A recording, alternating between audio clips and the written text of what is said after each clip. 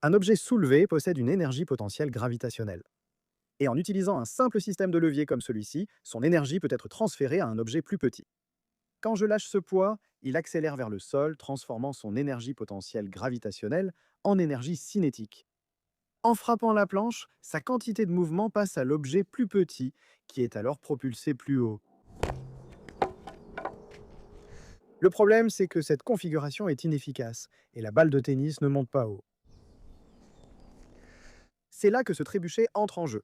Je l'ai construit il y a environ 1 an, et il est conçu et optimisé pour transférer l'énergie potentielle gravitationnelle de ce contrepoids en énergie cinétique de ce projectile, une balle de tennis, aussi efficacement que possible.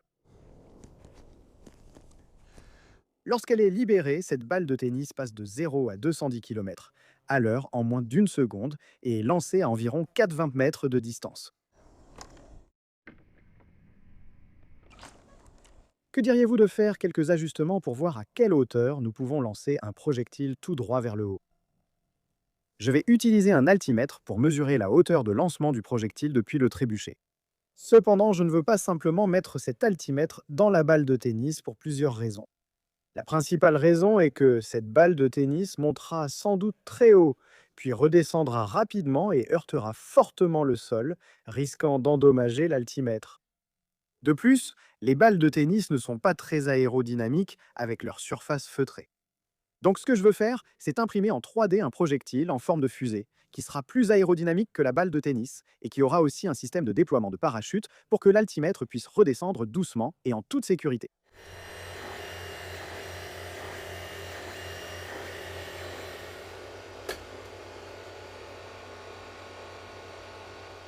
Voici le premier prototype. Comme vous le voyez, il n'est pas très aérodynamique au sommet car le mécanisme de déploiement du parachute n'est pas encore intégré.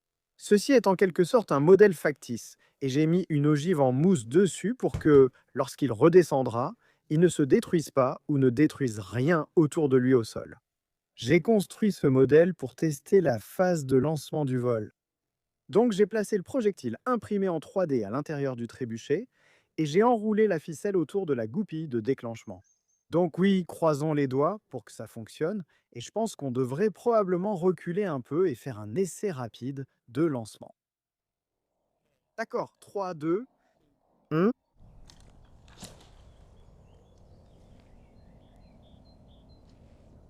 Euh, Eh bien, le largage s'est bien passé. Ça n'est pas allé aussi haut que j'espérais. D'accord, essayons encore une fois. 3, 2, 1. oh, oh. Ce n'est pas bon. D'accord.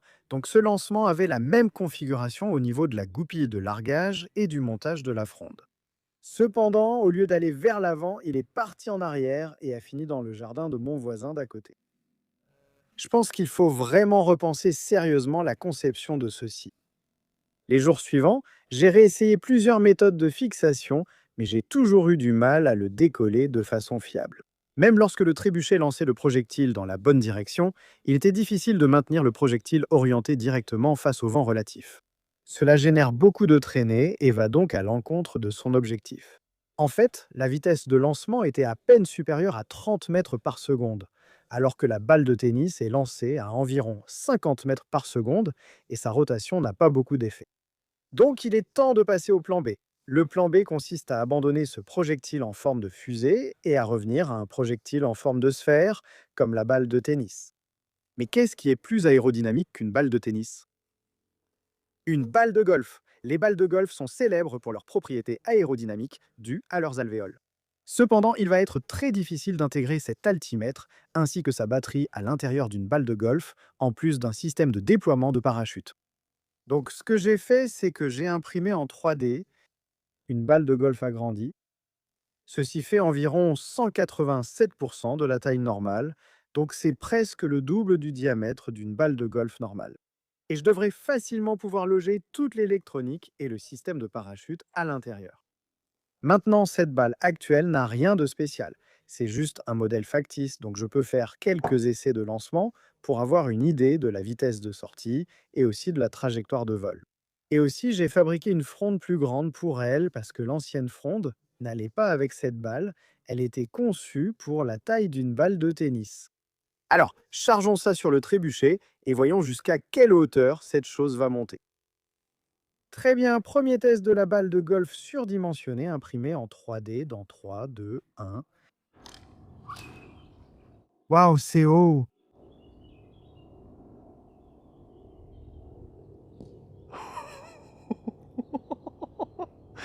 C'est monté tellement haut. D'accord, tentons à nouveau. À 3, 2, 1. Waouh!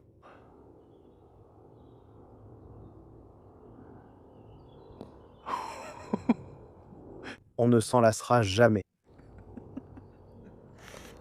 Alors, cette nouvelle balle fonctionne incroyablement bien et elle monte tellement haut dans les airs. Je suis très satisfait de son fonctionnement, surtout parce qu'elle se libère toujours de la fronde. Maintenant, en ce qui concerne la vitesse de lancement, celle-ci est légèrement plus lente que la balle de tennis. Mais c'est normal car elle pèse un peu plus lourd. Je pense que la balle de tennis pèse environ les 2 tiers de cette balle.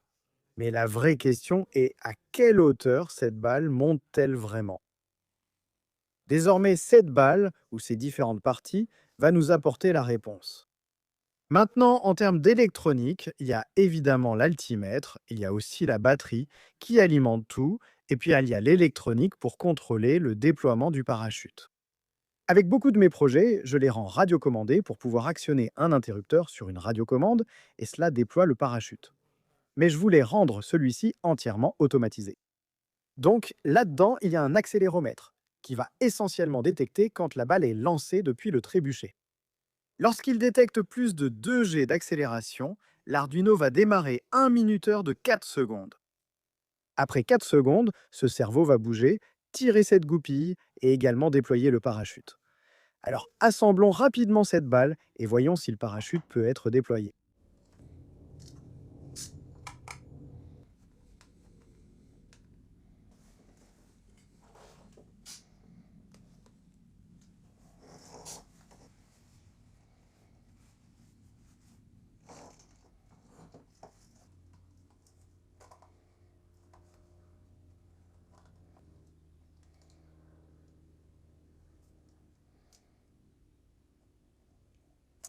Cet élastique maintient les deux moitiés de la balle ensemble et s'accroche à la goupille du cerveau. Et si je secoue ça rapidement, dans 4 secondes, ça devrait s'ouvrir comme une Pokéball de couleur étrange. Alors secoue-la. Et ensuite, voilà. Et ça déploie le parachute. Donc je pense que tout est prêt pour un véritable test de lancement. Donc j'ai maintenant la balle avec le parachute monté à l'intérieur du trébuchet. Je n'ai pas encore mis l'altimètre à l'intérieur parce que je veux d'abord tester si le parachute se déploie correctement. J'ai aussi déplacé le trébuchet pour qu'il tire, espérons-le, vers le champ et que le parachute n'atterrisse pas dans les arbres de chaque côté. Alors voyons si ce truc va vraiment fonctionner. Projectile à parachute, premier essai dans 3, 2, 1. Allez, allez, allez, allez. Premier essai.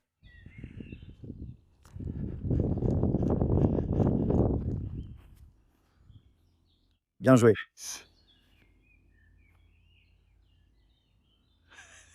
Yes! C'est trop cool. Test numéro 2. Dans 3, 2, 1.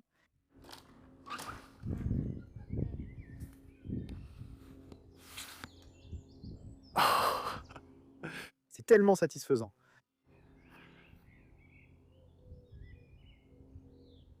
Ça descend trop lentement. J'ai peut-être besoin d'un parachute plus petit. Je ne veux pas qu'il dérive trop loin. J'ai ensuite effectué quelques autres lancements d'essai pour m'assurer que le déploiement du parachute était fiable, tout en capturant d'autres prises de vue à haute vitesse. Jusqu'à ce qu'un lancement provoque une défaillance catastrophique du bras du trébuchet. Le parachute s'est retrouvé coincé dans un arbre. Pendant que je cherche un nouveau bras et réfléchis à comment le récupérer, examinons en détail la situation.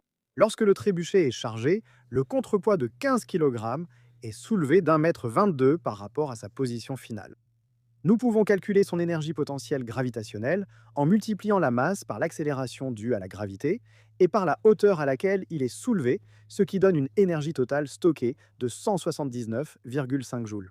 Arrondissons à 180 joules car la barre qui relie le poids au bras ajoute sûrement un peu de masse. Ainsi, nous pouvons calculer l'altitude maximale atteignable par la balle en l'égalisant à son énergie potentielle gravitationnelle finale. Si nous réarrangeons cette équation pour obtenir la hauteur de la balle, nous obtenons une altitude théorique maximale de 166,8 mètres, soit 550 pieds. Cette altitude suppose une efficacité totale du système et l'absence de traînée sur la balle, ce qui n'est pas réaliste, mais cette valeur maximale permet de calculer l'efficacité réelle une fois l'altitude finale connue. Et voici ma méthode géniale pour récupérer le parachute. Ou peut-être pas. Passons directement au lancement proprement dit. Voilà, j'ai maintenant fixé l'altimètre à l'intérieur de la balle et j'ai aussi mis un parachute plus petit dessus, donc j'espère qu'il ne dérivera pas trop loin avec le vent. Il y a pas mal de vent en ce moment. Un léger vent de face, mais j'espère qu'il ne dérivera pas trop loin avec un parachute plus petit. Alors, voyons jusqu'à quelle hauteur ce truc peut vraiment monter. D'accord, test de la balle avec altimètre dans 3, 2, 1.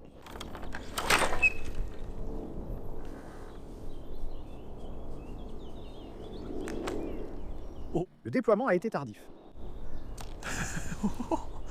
On ne pouvait pas s'approcher davantage du trébuchet. Vérifions l'altitude. Vous ne pouvez probablement pas le voir à la caméra, mais ça indique 61 mètres, ce qui fait presque exactement 200 pieds. Faisons d'autres lancements et calculons une altitude maximale moyenne. Donc, après avoir recueilli toutes les données d'altitude, la balle a atteint une altitude moyenne de 59 mètres, soit 193,6 pieds, ce qui représente environ 35% de l'altitude maximale estimée. Cela signifie que 65% de l'énergie potentielle de départ totale a été perdue. Nous pouvons désormais mesurer la vitesse de lancement grâce aux images à haute vitesse, qui indiquent 41 mètres par seconde. À partir de cela, nous pouvons calculer l'énergie cinétique de la balle juste après le lancement. Et cela montre que 49% de l'énergie est perdue rien que lors du lancement, et les 16% restants sont perdus à cause de la traînée. Donc cela montre que la balle de golf géante est soit très aérodynamique, soit que mon trébuchet est très inefficace. Dans tous les cas, c'est très satisfaisant de voir ce truc partir. Test de la balle avec altimètre dans 3, 2, 1.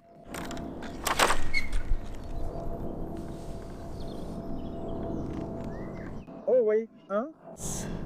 One.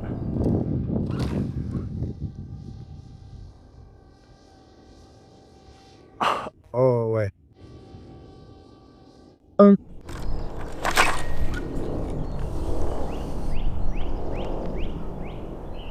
Bien. On dirait que les couvercles se sont détachés. 1.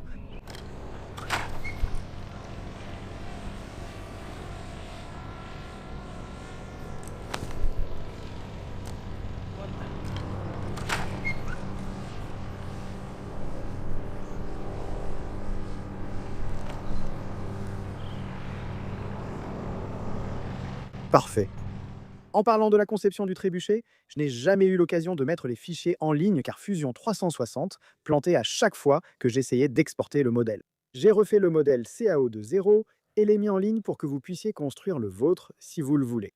Le lien vers les fichiers se trouvera dans la description ci-dessous. Voilà, c'est fait. J'ai fabriqué le projectile de trébuchet le plus sûr au monde. Si vous avez apprécié cette vidéo ou si vous l'avez trouvée intéressante, ce serait super si vous pouviez laisser un pouce bleu. Si vous êtes nouveau sur ma chaîne et que vous voulez voir d'autres projets comme celui-ci, alors cliquez sur s'abonner ci-dessous. Un immense merci à tous mes soutiens sur Patreon.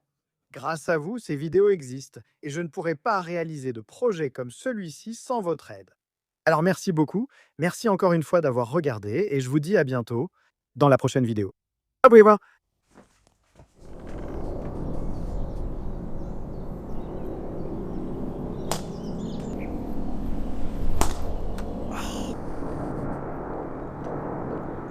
Oh non, non, non, déploie.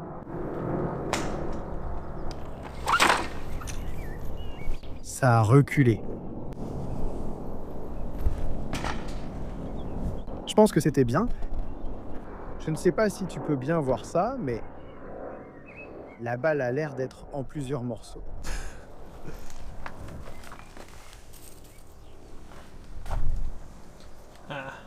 Pas bon.